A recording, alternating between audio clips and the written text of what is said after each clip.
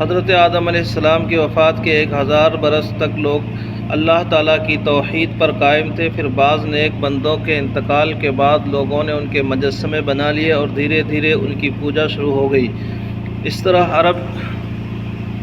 عرب و عجم میں شرک و بت پرستی کی بنیاد پڑ گئی۔ جب لوگ اللہ تعالیٰ کی عبادت چھوڑ کر شرک و بت پرستی میں مبتلا ہو گئے تو ان کی ہدایت کے لیے اللہ تعالیٰ نے حضرت نوح علیہ السلام کو نبی و رسول بنا کر بھیجا۔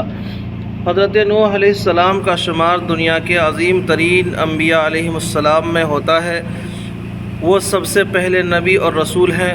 حضرت ادریس علیہ السلام کی تیسری پشت میں حضرت آدم علیہ السلام کی وفات کی 1025 سال بعد دجلہ و فرات کی وادی کے درمیان ملک عراق میں پیدا ہوئے۔ اللہ تعالیٰ نے قرآن پاک میں 43 مقام پر ان کا تذکرہ فرمایا ہے۔ اللہ کی قدرت، بادل۔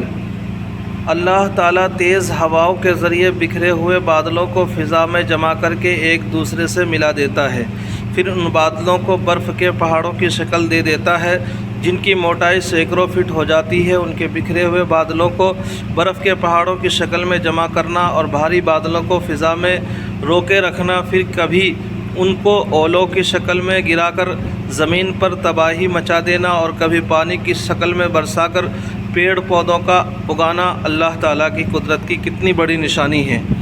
ایک فرض کے بارے میں، بیوی کی وراثت میں شوہر کا حصہ۔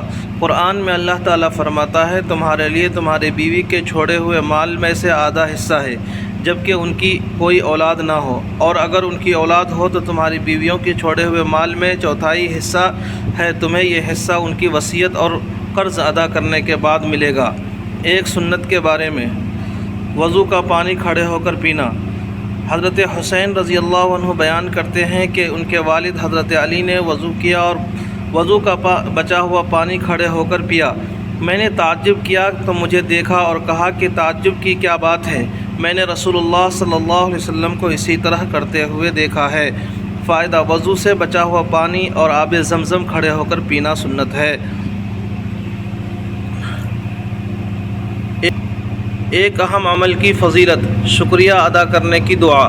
رسول اللہ صلی اللہ علیہ وسلم نے فرمایا جس شخص کے ساتھ بھلائی کا معاملہ کیا گیا پھر اس نے بھلائی کی کرنے والوں کو جزاک اللہ خیرہ کہہ دیا تو گویا اس نے شکریہ کا حق ادا کر دیا۔ ایک گناہ کے بارے میں، جھوٹی گواہی شرک کے برابر۔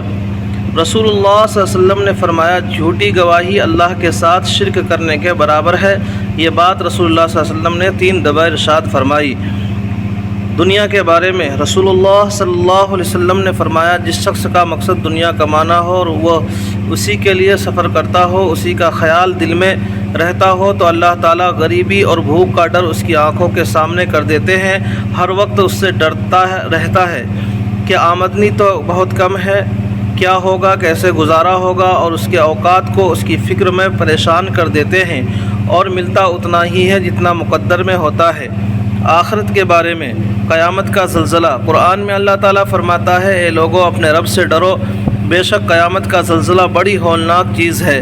جس روز اس زلزلے کو دیکھو گے تو یہ حال ہوگا کہ ہر دودھ پلانے والی عورت اپنے دودھ پیتے بچے کو بھول جائے گی اور تمام حمل والی عورتیں اپنا حمل گرا دیں گی، اور تم لوگوں کو نشے کی سی حالت میں دیکھو گے حالانکہ وہ نشے کی حالت میں نہ ہوں گے، لیکن اللہ تعالیٰ کا عذاب بڑا ہی سخت ہے۔ طب نبوی سے علاج۔